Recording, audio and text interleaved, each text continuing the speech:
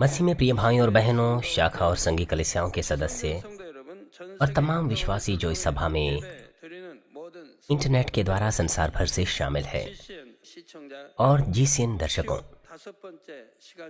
नरक संदेश श्रृंखला के ऊपर यह 5वां सत्र है। परमेश्वर ने स्वर्ग और पृथ्वी को बनाने के बाद अंत में उसने पहले मनुष्य आदम और हवा को बनाया। उत्पत्ति 1 अध्याय 31 पद में लिखा है, तब परमेश्वर ने जो कुछ बनाया था सबको देखा, और क्या देखा कि वह बहुत ही अच्छा है। तथा सांझ हुई, फिर भोर हुआ। इस प्रकार 6वां दिन हो गया। आदम और हवा को बनाने के बाद परमेश्वर ने उन्हें आशीष दी, अर्थात परमेश्वर ने उन्हें पृथ्वी और समुद्र और उनमें रहने वाले सब प्राणियों पर शासन करने का अधिकार दिया। उत्पत्ति 1 अध्याय 27 और 28 पद में लिखा है, तब परमेश्वर ने मनुष्य को अपने स्वरूप के अनुसार उत्पन्न किया, अपने ही स्वरूप के अनुसार उसने परमेश्वर ने उनको उत्पन्न किया। नर और नारी करके उसने मनुष्यों की सृष्टि की, और परमेश्वर ने उनको आशीष दी और उनसे कहा, फूलों फलों और पृथ्वी में भर जाओ और उसको अपने वश में कर लो, और समुद्र की मछलियों तथा आकाश के पक्षियों और पृथ्वी में रेंगने वाले सब जंतुओं पर अपना अधिकार रखो। क्या आप पिता परमेश्वर के प्रेम को आदम और हवा के लिए महसूस करते हैं? पहली संतान माता पिता के लिए बहुत प्रिय होती हैं, और पहला मनुष्य आदम और हवा परमेश्वर के लिए कितने विशेष थे। परमेश्वर ने अपनी भावनाओं को इस तरह से व्यक्त किया, लेकिन परमेश्वर का गहरा प्रेम, उन्होंने पाप करने के बाद वो प्रेम और भी महानता से प्रकट हुआ। आदम और हवा ने अनाज्ञाकारिता का पाप किया उस वृक्ष से खाने के द्वारा, जिस पर परमेश्वर ने प्रतिबंध लगाया था, यद्यपि परमेश्वर उनसे बहुत प्रेम करता था। क्या भाइयों और बहनों, उन्होंने उद्धार पाया? और साथ ही कैन का क्या हुआ, जिसने मानव जाति की पहली हत्या की थी?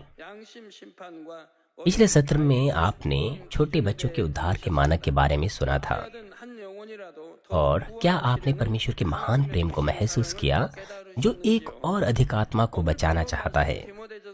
पहला तिमुथियों 2:4 में लिखा है, वह चाहता है कि सब मनुष्य का उद्धार हो और वे सत्य को भली भांति पहचान ले। परमेश्वर यहाँ तक कि ऐसे लोगों को भी बचाना चाहता है जिन्होंने गंभीर पाप किए हैं, और ऐसे लोग जिनका हृदय अत्यंत बुरा है। बात बस इतनी है कि वे अपने बुरे मार्गों से मन नहीं फिराते हैं, और अंत में अपने पापों में विनाश को पहुंचते हैं। लोग कितने बुरे हैं कि प्रेमी परमेश्वर को नरक जैसी जगह बनानी पड़ी। इस सत्र में मैं जिज्ञासा के एक अन्य बिंदु को आपको बताऊंगा, अर्थात आदम और हवा को और कैन को क्या बचाया गया या नहीं। जब आप सुनते हैं कि परमेश्वर ने पाप करने वाले इन लोगों के प्रति किस तरह का व्यवहार किया, तो मुझे आशा है कि आप परमेश्वर के गहरे प्रेम को महसूस कर सकें, और ऐसा करने के द्वारा मुझे आशा है कि आप परमेश्वर के इस प्रेम को याद रखें जब आप नरक की भयानक वास्तविकता के बारे में सुनते हैं। मसीह में प्रिय भाइयों और बहनों, आदम और हवा की अनाज्ञाकारिता के विनाशकारी परिणाम हुए। आदम और हवा को अदन की वाटिका से बाहर निकाल दिया गया, जहां वो बहुतायत में रहते थे। उनके पास कोई कमी नहीं थी। उन्हें इस धरती पर आना पड़ा जहां आंसू, दुख और डर था। वे हड्डी मांस के इंसान बन गए, जो समय बीतते हुए अंत में मर जाते हैं, और यह पृथ्वी और जो कुछ इसमें है वो भी शापित हो गई। उनके अपने माथे के पसीने से कांटे और ऊंट कटारे जो जमीन पर उगते थे, उसमें से उन्हें फसल को बटोरना पड़ा। न केवल आदम और हवा को, बल्कि उनके वंशजों को भी इस पृथ्वी पर रहना पड़ा, जहां पाप, रोग, विपत्तियां, कष्ट और मृत्यु है। कुछ लोग कहते हैं कि आदम और हवा ने उद्धार नहीं पाया, क्योंकि उन्होंने ही इन सब बातों को घटित कराया। परंतु बाइबल पर अगर हम विचार करें तो हम महसूस कर सकते हैं कि परमेश्वर ने उनके लिए भी उद्धार का मार्ग खोला था। भाइयों और बहनों, आज के लोगों की तुलना में जो पाप से भरे हुए हैं, आदम और हवा के पास शुद्ध और भला विवेक था। मूल पाप जो आदम से आज तक आया है, अर्थात हृदय का पापमय स्वभाव वो आज पीढ़ी दर पीढ़ी मोटा और मोटा होता गया है। और साथ ही लोग आज परमेश्वर को स्वयं से दूर और दूर करते हैं। उन्होंने स्वयं से बहुत पाप किए हैं, उनके हृदय और अधिक पाप से भर गए हैं। आप और मैं संसार के अंत के दिनों में जी रहे हैं। हम देख सकते हैं कि यह संसार कितनी तेजी से पापों से घिर रहा है। आज से 50 साल पहले की अगर बात करें, तब कोई चोर नहीं होते थे। कई घरों में तो सामने के दरवाजे भी नहीं हुआ करते थे। अनाज की कटाई के बाद हम उन्हें आंगन में सुखाया करते थे, और उसके बाद जब उस अनाज को थैलियों में डाल दिया जाता था, हालांकि जो जो द्वार है वो खुले रहते थे और आंगन में अनाज फैला होता था, फिर भी कोई अंदर आकर उसे नहीं चुराता था।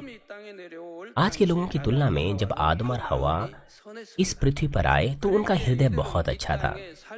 जब वे इस धरती पर रह रहे थे तो उन्होंने अपने पिछले गलत कामों से पूरी तरह से पश्चाताप किया।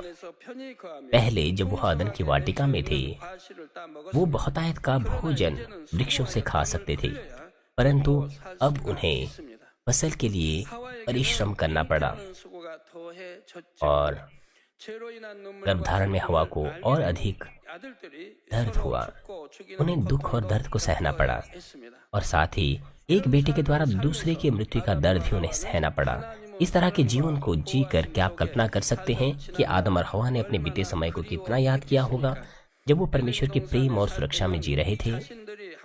जब वो अदन की वाटिका में थे, उन्होंने हर उस आशीषों को आनंद से लिया, और वो नहीं जानते थे कि वे कितने खुश थे। उन्होंने उसे मजाक में लिया। वो नहीं जानते थे कि उन्हें कितना अधिक धन्यवादी होना चाहिए था। उन्होंने इस अच्छे वातावरण का अनुभव केवल तभी किया जब वो इस धरती पर आए। वहां पर वो कुछ नहीं करते थे, वो सब कुछ वही खाते थे जो परमेश्वर देता था। वो नहीं जानते थे कि वो कितने खुश थे, क्योंकि वहां कोई मृत्यु नहीं थी। इसलिए वो नहीं जानते थे कि ये जगह कितनी अद्भुत है, वहां मृत्यु की कोई चिंता नहीं। और क्योंकि वहां कोई बीमारी नहीं थी, इसलिए वो धन्यवादी नहीं थे इस बात के लिए कि वे कितने स्वस्थ है।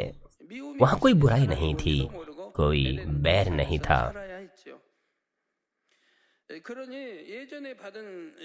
लेकिन पाप करने के बाद, इस धरती पर निकाले जाने के बाद, उन्होंने अपने हृदय की गहराई से परमेश्वर के प्रेम के लिए धन्यवाद दिया, और उन्होंने अपनी अनाज्ञाकारिता के लिए परमेश्वर के समक्ष पश्चाताप किया। आज भले ही लोग इतनी अधिक बुराइयों से दबित है, यदि वे वास्तव में पश्चाताप करें और मन फिराए तो परमेश्वर उन्हें क्षमा करता है। आदम और हवा को स्वयं परमेश्वर ने बनाया, और स्वयं परमेश्वर ने उन्हें लंबे समय तक पाला पोसा। जब आदम और हवा ने अपने हृदय से पश्चाताप किया, तो क्या कोई कारण था जिसकी वजह से परमेश्वर उन्हें क्षमा ना करता?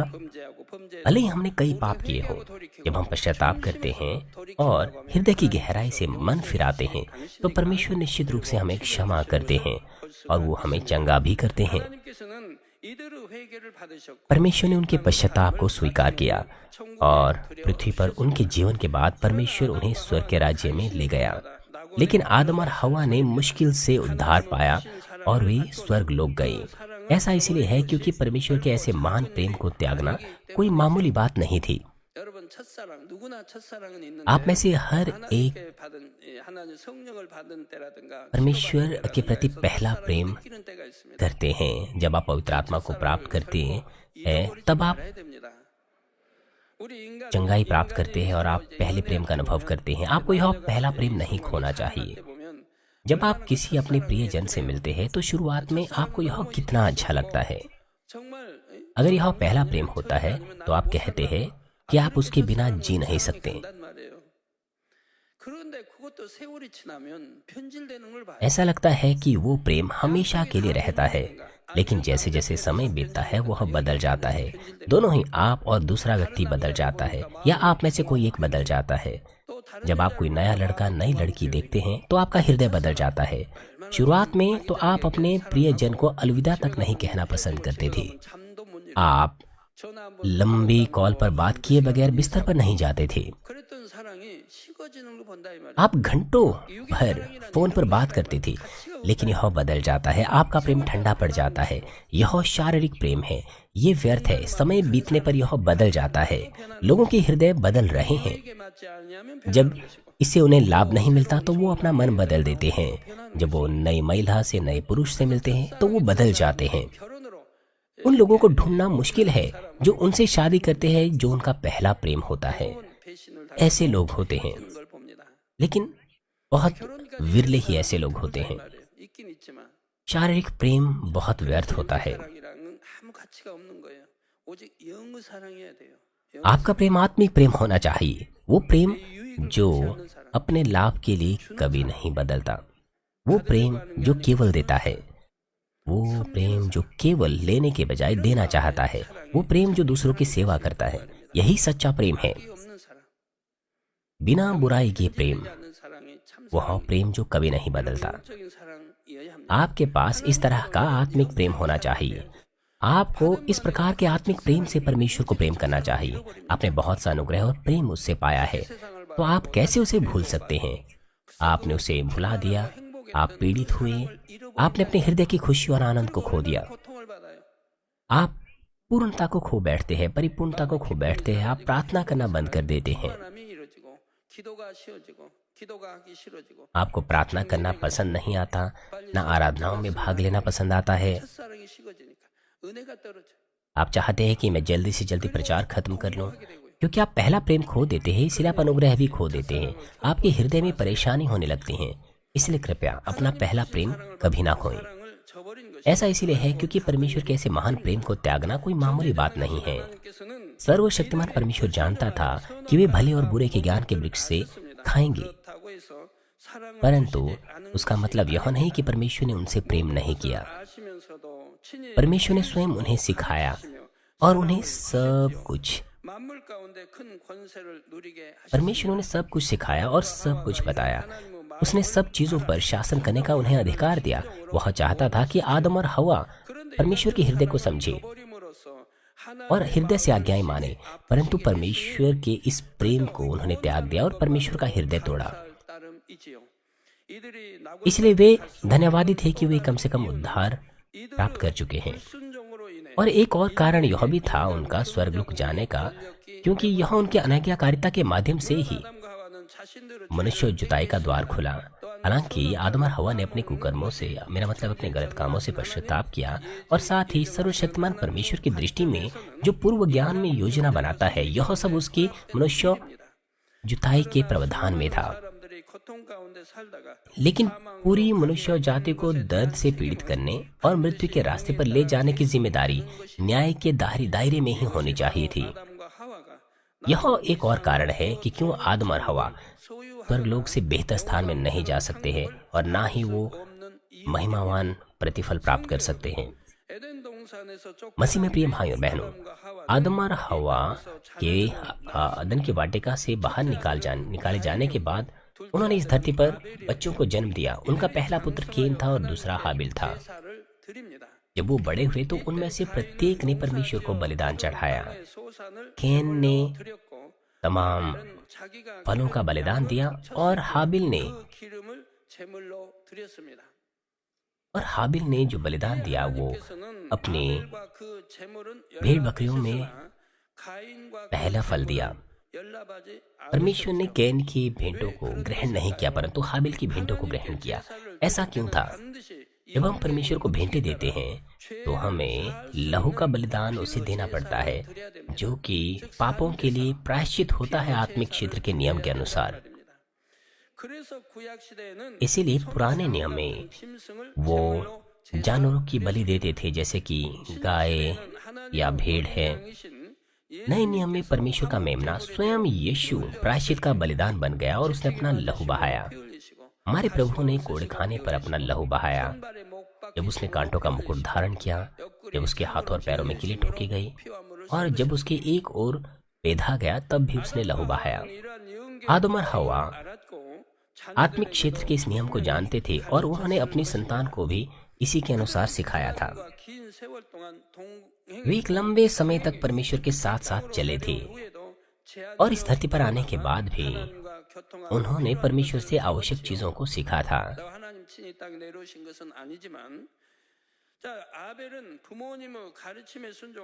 हाबिल ने अपने माता पिता की शिक्षाओं का पालन किया और अपने झुंड में से पहलौठे जो थे उनको परमेश्वर को अर्पण किया और लहू का बलिदान दिया। लेकिन कैन ने आज्ञा पालन नहीं किया।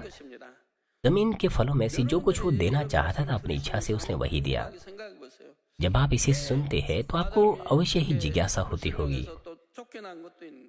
कि आदम को निकाल दिया गया उसकी अनाज्ञाकारिता की वजह से, और आदम ने अवश्य अपने बच्चों को सिखाया होगा कि वे लहू का बलिदान दें, मगर कैन ने क्यों आज्ञा पालन नहीं किया?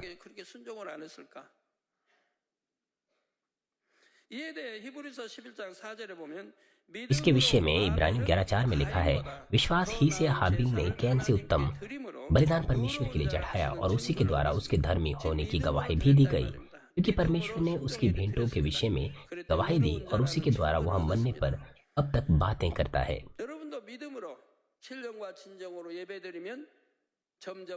जब आप आत्मा और सच्चाई से परमेश्वर की आराधना करते हैं तो आप भी धीमे धीमे करके धर्मी बनेंगे।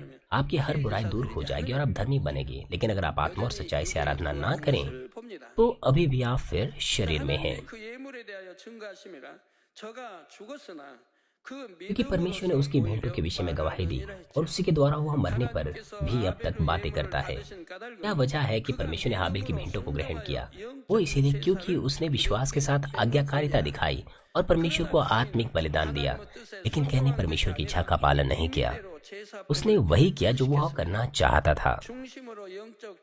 उसने कोई आत्मिक बलिदान नहीं किया। बजाय इसके उसने भेंट चढ़ाने के लिए केवल औपचारिकता दिखाई। इसीलिए परमेश्वर ने कैन की भेंटों को ग्रहण नहीं किया। आज के अर्थ में वह चर्च आता है और आराधना सभा में रविवार को बैठता है, लेकिन आत्मा और सच्चाई से आराधना नहीं करता है। उदाहरण के लिए कुछ लोग सोचते हैं कि वे रविवार को पवित्र मान रहे हैं क्योंकि वे चर्च के अंदर है। भले ही उनमें बेकार विचार उत्पन्न हो रहे हैं या वो दिन में ही स्वप्न देख रहे हैं। जब आप आराधनाओं में होते हैं आपको आत्मा और सच्चाई से परमेश्वर की आराधना करनी चाहिए। हर वचन को आपको पकड़ने की कोशिश करनी चाहिए और उसे अपना भोजन बनाना चाहिए। आपको अपने हृदय से प्रार्थना करनी चाहिए और आपको स्तुतियां करनी चाहिए उसी तरह से। लेकिन आप बस बेकार विचारों में वहां बैठ जाते हैं और आप सोचते हैं कि सभा के बाद मैं क्या करूंगा या क्या करूंगी। यदि आप गोल्फ खेलने या टीवी पर गेम खेलने के बारे में सभा के बाद आप ये करेंगे इस तरह से सोचते हैं तो आपको नींद आ जाएगी।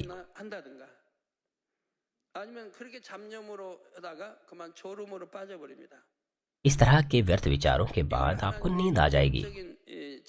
आप कैसे कह सकते हैं कि आपने आत्मा और सच्चाई से परमेश्वर की आराधना की? आपके शरीर यहाँ पर है लेकिन आपका मन कहीं और है।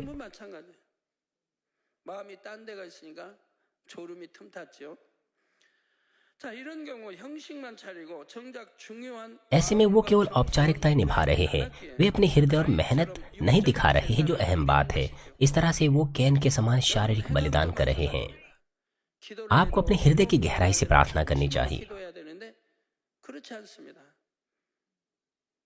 कैन जानता था कि उसे लहू का बलिदान देना था, परंतु उसने सोचा कि यह तो व्यर्थ है और बचत करने के लिए उसने अनाज्ञाकारिता की। आप भी परमेश्वर के वचनों को सुनकर भी पालन नहीं करते हैं।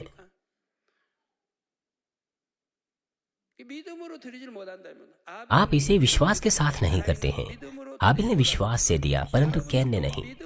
कैन की तरह आप विश्वास से आराधना नहीं करते और आप विश्वास से परमेश्वर का वचन नहीं सुनते। परमेश्वर ने कहा कि आप आशीष पाएंगे यदि आप संपूर्ण दशमांश देंगे। उसने आपको इस पर अपनी परीक्षा लेने के लिए तक कहा है। वह आपको भरपूरी से आशीष देगा, लेकिन आप विश्वास नहीं करते, इसीलिए आप अभ्यास नहीं कर पाते। आप सोचते हैं कि पूरा संपूर्ण दशमांश देना सही नहीं है और आप धन्यवाद की भेंटों के साथ भी ऐसा ही करते हैं।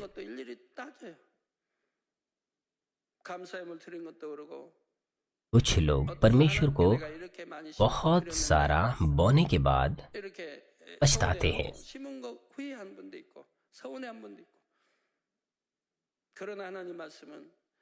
परमेश्वर निश्चित रूप से कहता है कि जितना आप बोएंगे आप उतना काटेंगे।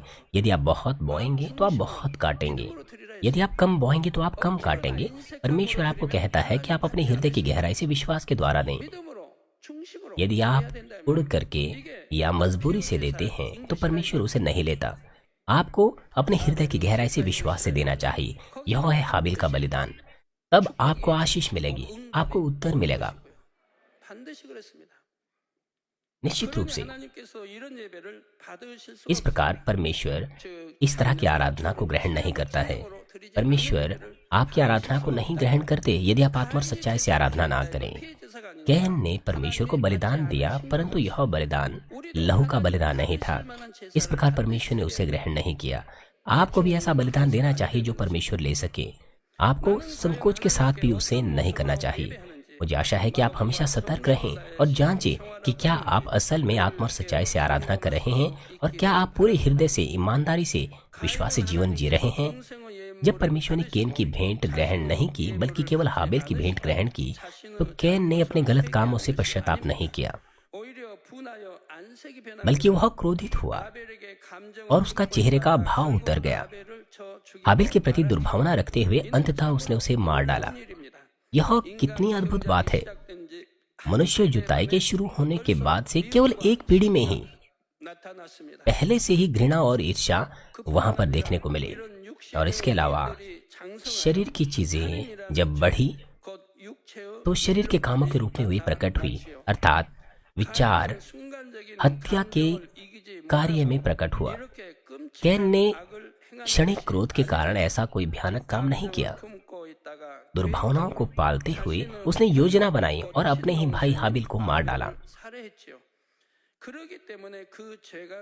इसी वजह से हम कह नहीं सकते कि उसका पाप हल्का था। क्या आपने कभी हत्या की है?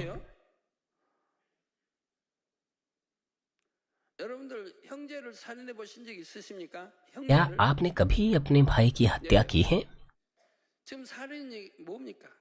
हत्या करना क्या है?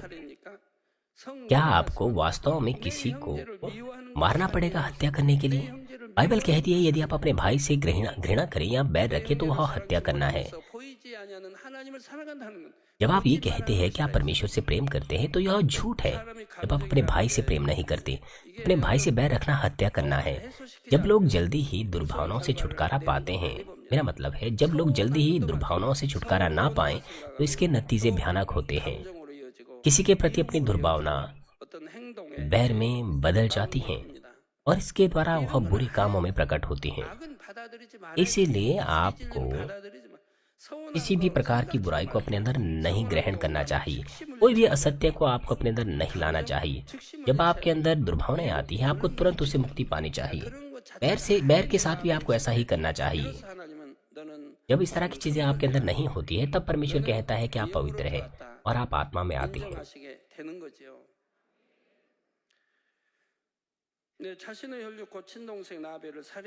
दुर्भावनाओं को अपने अंदर रखने के द्वारा कैन ने योजना बनाई और अपने ही भाई हाबिल को मार डाला। इसलिए हम कह नहीं सकते कि उसका पाप हल्का था।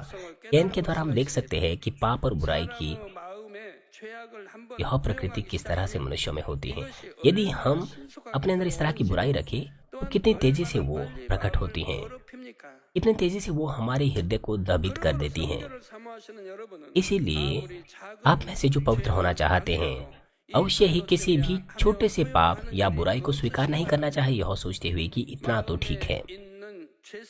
मैं आशा करता हूं कि आप पूरी तरह से अपने हृदय में से पापमय स्वभावों को ही जड़ से उखाड़ दें। आपको पूरी तरह से उसे जड़ से उखाड़ देना है ताकि वह कभी भी ना उभरे।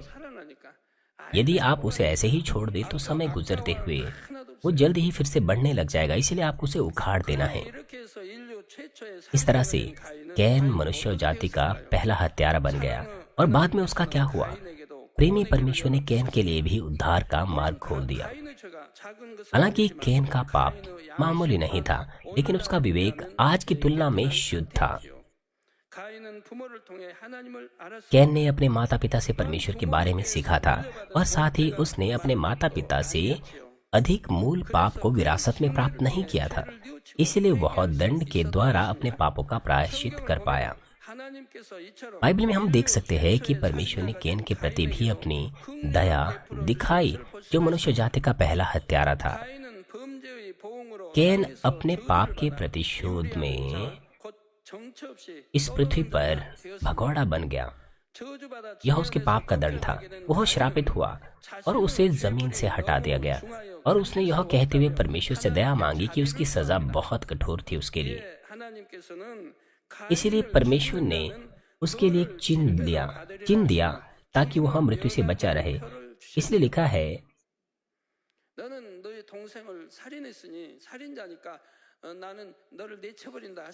परमेश्वर ने ये नहीं कहा, परमेश्वर ने कहा कि जो उसकी हत्या करेगा वह 7 गुना पाप का भागी होगा। परमेश्वर ने ये नहीं कहा कि तूने पाप किया है, अपने भाई को मार डाला है, इसलिए मेरा तुझसे कोई लेना देना नहीं, मैं तुझे नहीं जानता हूँ। बल्कि परमेश्वर ने उसे एक चिन्ह दिया कि वह मृत्यु से बचा रहे। कैन इस चिन्ह के द्वारा बचा रहा, लेकिन अपने अपराध के लिए इस धरती पर अपने जीवन के अंत तक उस चिन्ह को देखते हुए वो पछताया और उस सजा के द्वारा वो अपने पापों से पश्चाताप कर पाया और उद्धार प्राप्त कर पाया। इसलिए यह उसके लिए आशीष थी। आदम और हवा के समान ही कैन भी स्वर्गलोक गया।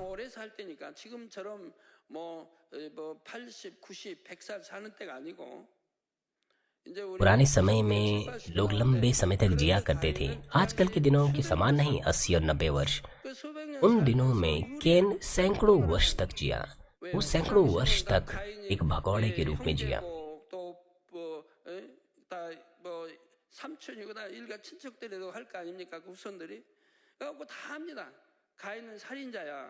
उसके तमाम वंशज, उसके तमाम भाई, सभी लोग जानते थे कि कैन एक हत्यारा है, इसलिए उसे उनके सामने से भागना पड़ा। उसका जीवन कितना मुश्किल में रहा होगा।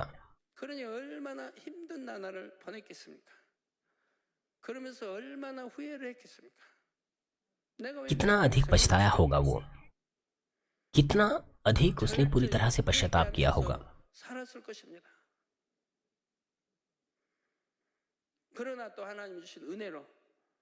परंतु उसी समय वो धन्यवादी भी रहा होगा कि उसने परमेश्वर का अनुग्रह पाया और मृत्यु से बचा रहा, क्योंकि ऐसी पीढ़ी में हत्या करना कोई छोटी बात नहीं थी। जब बहुत अधिक भलाई लोगों में हुआ करती थी, खासतौर पर अपने ही भाई को मारना, यह बुराई थी।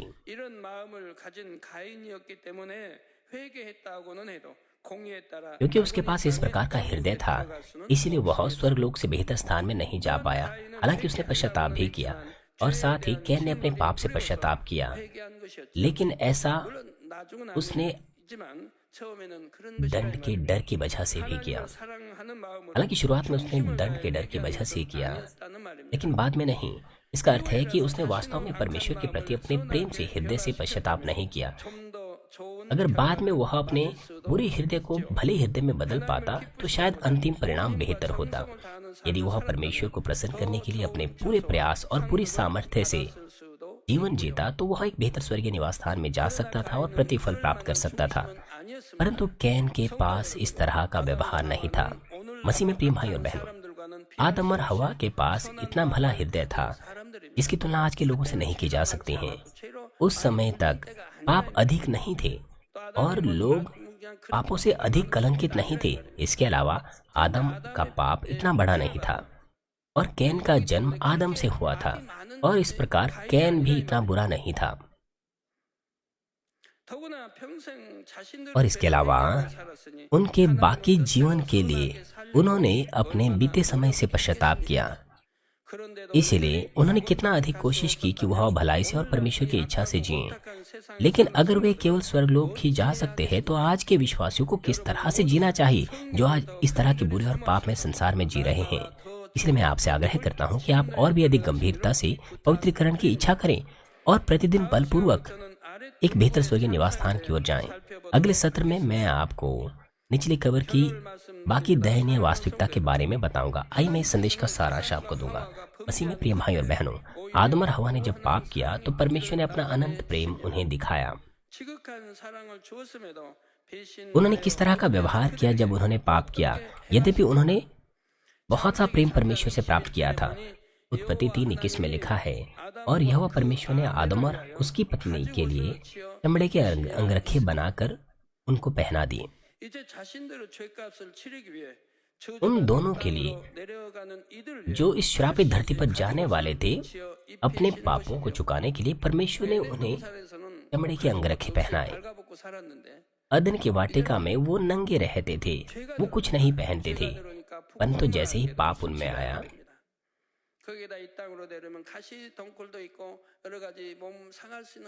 वो लज्जा महसूस करने लगे और उसके अलावा बहुत सी चीजें इस धरती पर थी जैसे कांटे जो उन्हें चुभ सकते थे। इसलिए परमेश्वर ने उन्हें चमड़े के अंगरखे बनाए। जब वो अदन की वाटिका में रहते थे, क्योंकि वहां कोई बुराई पाप नहीं था, भले ही वो वहां नंगे रहते थे, उनके पास कोई व्यभिचारिक मन नहीं होता था।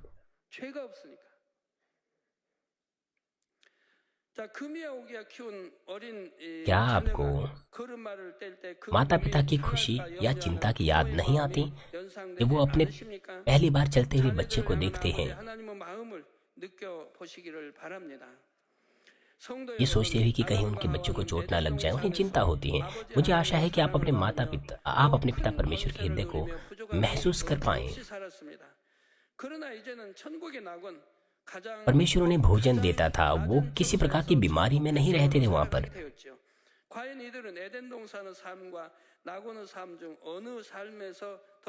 लेकिन अब पाप करने के बाद वो स्वर्गलोक ले लिए गए। अब उनको कौन सा जीवन ज्यादा खुशहाल लगता है, स्वर्गलोक का जीवन या फिर अदन की वाटिका का? वो कहाँ खुश रह सकते हैं, अदन की वाटिका में या फिर स्वर्गलोक में? बेशक स्वर्गलोक में। वे स्वर्गलोक में ज्यादा खुशी महसूस करते हैं क्योंकि उन्होंने पापों का दर्द और मृत्यु को अनुभव किया है मनुष्य जुताई के द्वारा इस धरती पर। और अब वे एहसास करते हैं कि परमेश्वर का प्रेम कितना महान और बहुमूल्य है और उनके प्रति जितना भी परमेश्वर का अनुग्रह है। वे एहसास करते हैं कि अनंत जीवन जीना कितना आनंददायक है क्योंकि वो मृत्यु को जान गए हैं। वो एहसास करते हैं कि प्रेम कितना भला है क्योंकि उन्होंने अपने पुत्र कैन को अपने भाई हाबिल से बैर रखते हुए देखा और उसे ईर्ष्या और जलन के कारण मार डाला था कैन ने।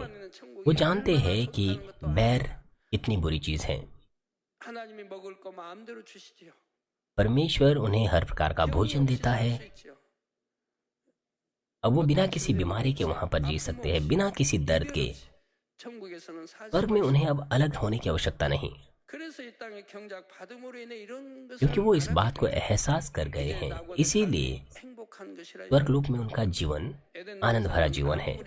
वे अदन की वाटिका में सुख को जाने बगैर, खुशी को जाने बगैर जीते थे, परंतु इस धरती पर जुताई के बाद वो जान पाए कि भलाई, प्रेम इतनी आनंद की चीज है, क्योंकि उन्होंने एहसास किया कि अनंत जीवन स्वर्ग में कितना आनंदमय है। इसलिए भले ही वो स्वर्ग लोग गए, वो वहां खुशी से रहते हैं। पिता परमेश्वर ने उनके बीते पाप को मनुष्य जुताई के द्वारा एक बहुमूल्य उपहार में बदल दिया।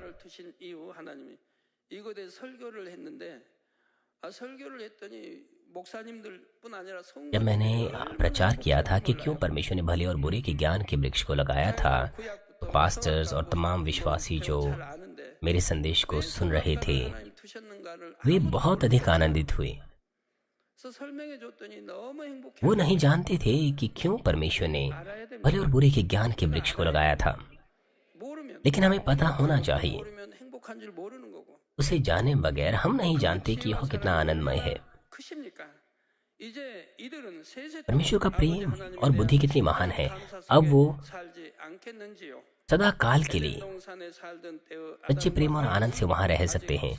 आदम और हवा जब अदन की वाटिका में थे, वो मृत्यु और दर्द को नहीं जानते थे, और उन्होंने अनाज्ञाकारिता की। लेकिन आप बहुत अच्छे से जानते हैं कि चतुर्दुष्ट और शैतान के दास के रूप में जीवन जीना कितना कठिन और दर्दनाक है। और आप यह भी बहुत अच्छे से जानते हैं कि परमेश्वर के प्रेम में आना और उसकी सुरक्षा में और अगुवाई में रहना यह कितना आशीषित है।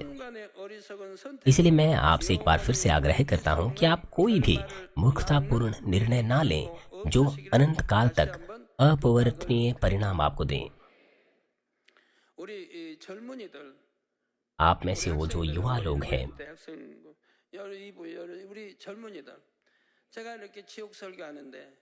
यदि आप इस नर्क के संदेश को सुनते हुए डर रहे हैं तो आपको धन्यवाद ही होना चाहिए। परमेश्वर ने कहा है, जब आप मृत्यु की ओर ले जाने वाले पाप करते हैं तो आप 7 साल के महाक्लेश में गिरेंगे।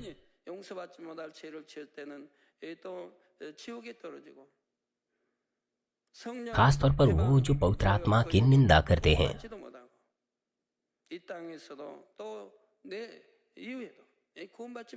इससे ना इस संसार में ना आने वाले जीवन में आपका उद्धार होगा। परंतु आप लोग यह जानकर कि यह पाप है फिर भी पाप करते रहते हैं।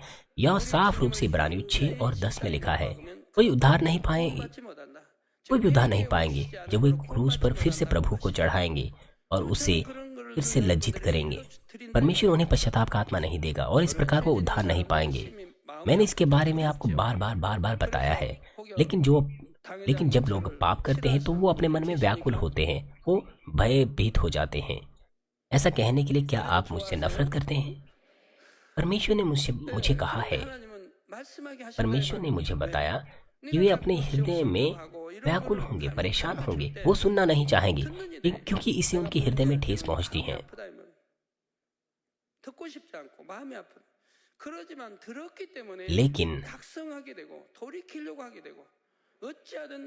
लेकिन जब वो इसे सुनते हैं तो अपने आप को वो मुड़कर देखते हैं, वो मन फिराने की कोशिश करते हैं, पश्चाताप करते हैं।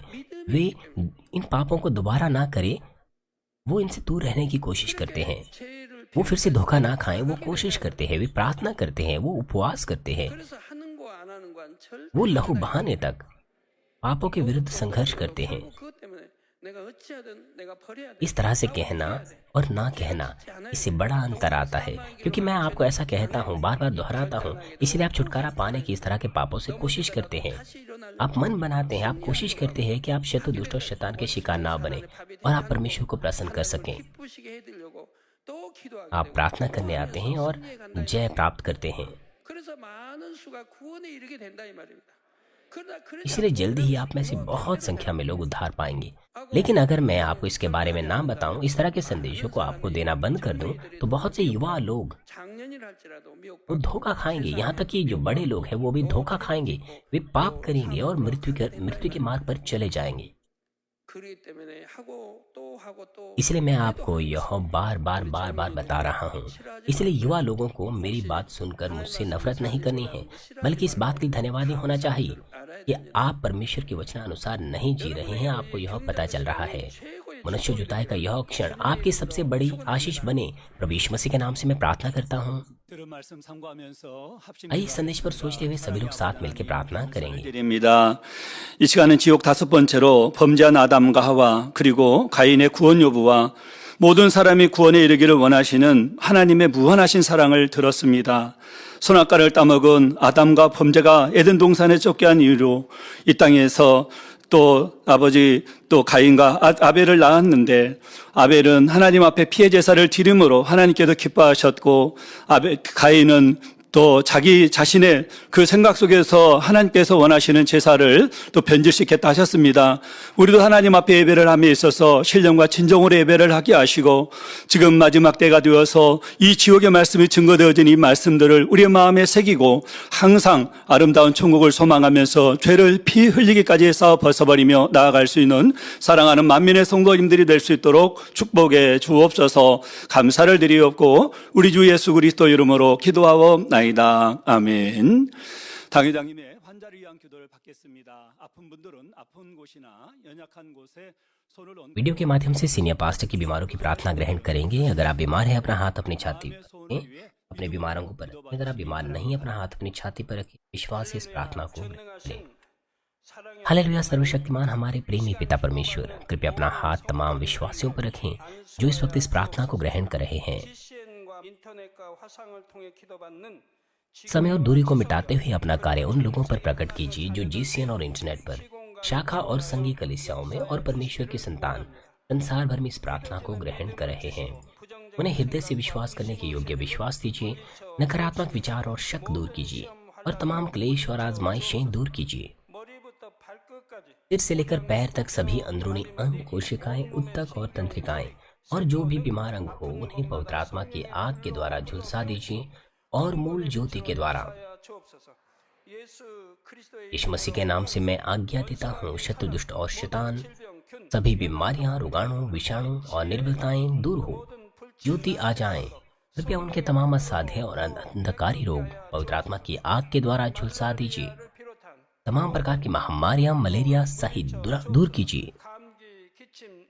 सभी संक्रामक रोग जैसे कि जुकाम और बुखार दूर हो, उन्हें सुरक्षा दीजिए तमाम प्रकार के रोगाणुओं और विषाणुओं से।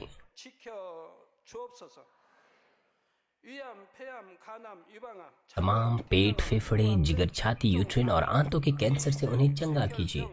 एड्स, लुकेमिया, दिमागी रक्तघात, उच्च रक्तचाप, धीमा रक्तचाप, मधुमेह, थायराइड की समस्याएं, हृदय, फेफड़े और स्त्री रोग और तमाम सूजन और जलन दूर हो। पोलियो, लकवा, गठिया और हन्नीटेड डिस्क से उन्हें चंगा कीजिए। पीठ दर्द, सिर दर्द और मानसिक दर्द और सभी दूसरे दर्द गायब हो जाएं। मिर्गी, स्वलिनता, उदासी, तंत्रिका रोग और दूसरी मानसिक बीमारियां दूर हो। सभी प्रकार के लकवे खुल जाएं, उठें, चलें और कूदें। आंखें सामान्य देखने लगे, कान सामान्य सुनने लगे, अंधे देखने लगे, बहरे सुनने लगे और गूंगे बोलने लग जाएं। सभी प्रकार की दुर्घटना के दुष्प्रभाव से उन्हें चंगा कीजिए। उनकी टूटी हड्डियां जोड़ दीजिए, उन्हें जलन से ठीक कीजिए। जलन और दहन संवेदना दूर हो। पिता, कोई दाग वहां न रह जाए। सभी प्रकार की नशे की लत से, जहर पदार्थ और उनके इस्तेमाल से साफ हो जाओ। मृतक कोशिकाओं, तंत्रिकाओं को फिर से जला दीजिए। मृतकों को जला दीजिए। उन्हें गर्भधारण की आशीष दीजिए। आप गर्भधारण की आशीष प्राप्त करने पाएं। यीशु मसीह के नाम से मैं आज्ञा देता हूँ, शत्रु, दुष्ट और शैतान, हवाओं के सामर्थ्य के शासक, स्वर्गीय स्थानों की बुराई की सेनाएं और उनके दास दूर हो। बुरी, अशुद्ध, झूठी, धोखे की और अलग करने वाली आत्माएं और अंधकार के तमाम बल दूर हो। दुष्टता के तमाम बंधन खुल जाएं, अंधकार दूर हो, ज्योति आ जाए। पिता परमेश्वर, उन्हें ताकत दीजिए कि वे प्रार्थनाओं में पुकारें। पापों को दूर करने की उन्हें सामर्थ्य दीजिए और वे पवित्र हो जाएं। जब उनका प्राण समृद्ध होता है, सब बातों में वे भले चंगे रहें और उनके परिवारों में भी सुसमाचार का प्रचार हो। उन्हें सुरक्षा दीजिए तमाम दुर्घटना और विपत्तियों से पूरे सप्ताह भर, और आशीष दीजिए कि वे एक समृद्ध जीवन बिना किसी समस्या के जी सकें। पवित्र आत्मा के अग्निमय बाड़े में स्वर्गीय स्वर्गदूतों और अपनी धधकती आंखों के द्वारा अपने सभी बच्चों को, उनके घर, कार्यशाला और व्यापारों को सुरक्षा दीजिए। विद्यार्थियों को बुद्धि और समझ दीजिए। जोश और जुनून, मेहनत से पढ़ाई करने के लिए उन्हें दीजिए। कृपया उनके हृदय और मनों को संसारिक चीजों से बचाएं और वो परमेश्वर को और भी अधिक जोश के साथ प्रेम करने पाएं। चाहे आपके बच्चे खाएं, पिएं या जो कुछ भी करें, इन सब में वो अपना जीवन पिता परमेश्वर आपको महिमा देते हुए जीवन जी सकें। वे जीवित परमेश्वर की गवाही ये कहकर देने पाए कि मैं परमेश्वर से मिला हूँ, मैंने परमेश्वर का अनुभव किया है और उसे उत्तर और आशीषें प्राप्त किए हैं। पिता परमेश्वर, आपका धन्यवाद। सारी महिमा केवल आपको मिले। हमारे प्रभु यीशु मसीह के नाम से मैं प्रार्थना करता हूँ, आमीन।